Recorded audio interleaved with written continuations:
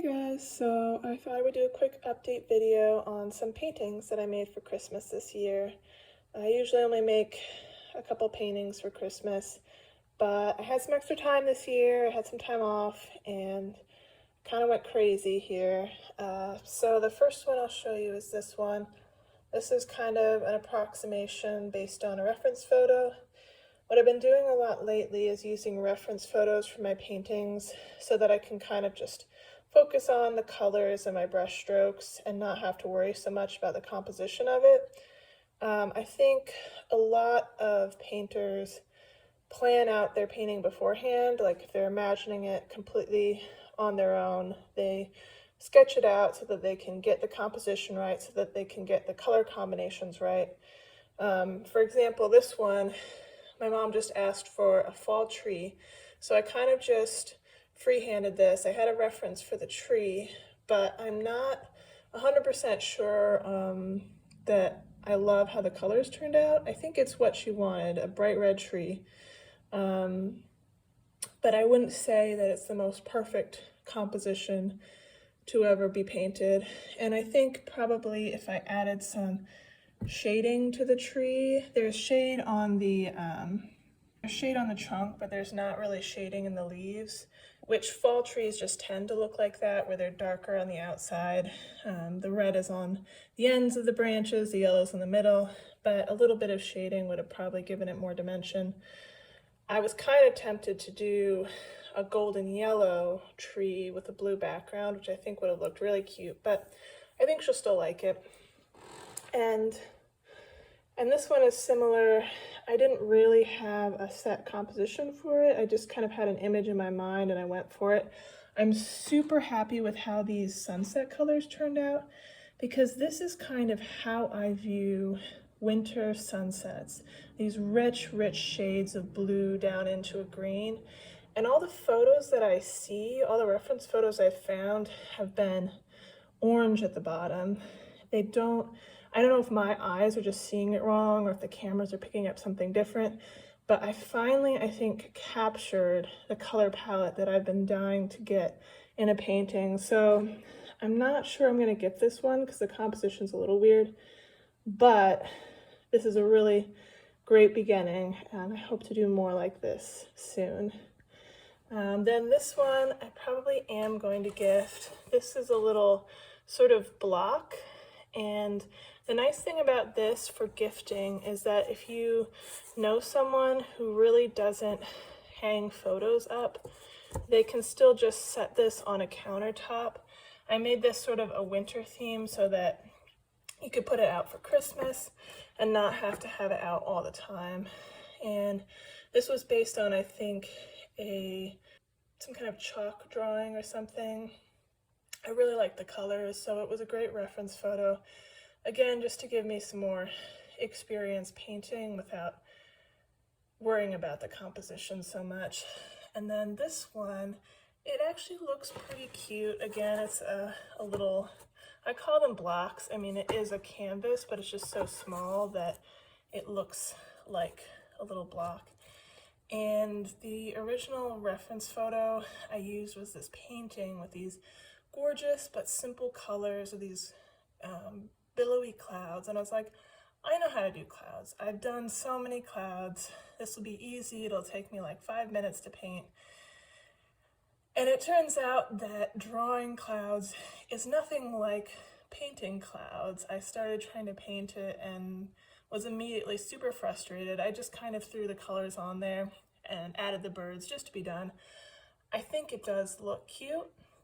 If you didn't know the original painting that it was based on and couldn't tell how much more rudimentary it is, I do think it's nice, and I might give that to someone.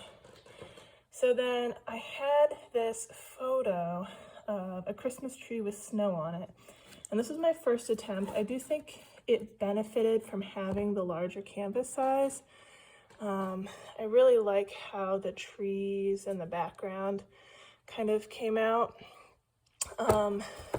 but trying to add the dark parts, it doesn't really look like a tree. I was trying to do it like the reference photo, but simpler, trying to simplify it. So then with this one, I went even simpler. The background isn't quite as good as the other one, but without the contrast, it doesn't really look like a Christmas tree covered in snow. I still think it's cute.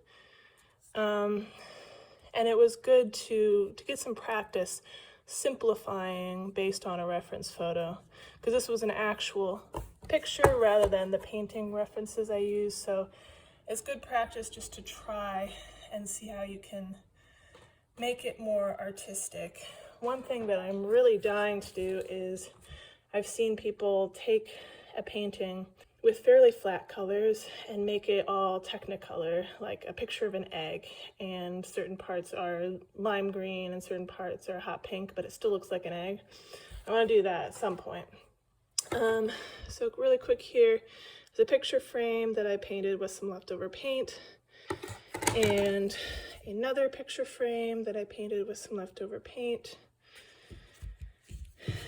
And while I'm showing things off, this is a little picture cube that I found on the curbside in a box of free stuff.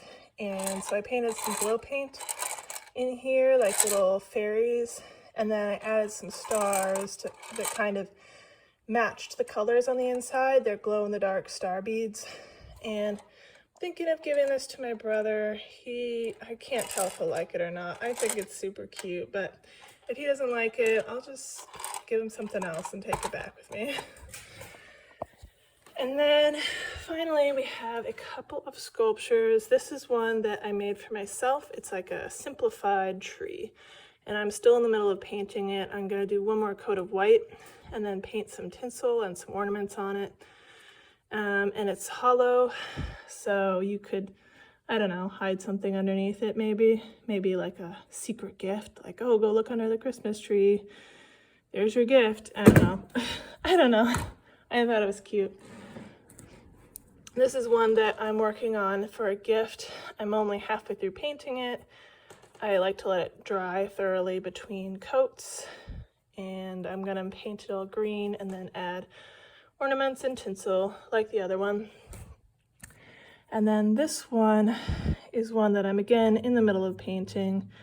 I was surprised at how hard it was to sculpt a cat. When I first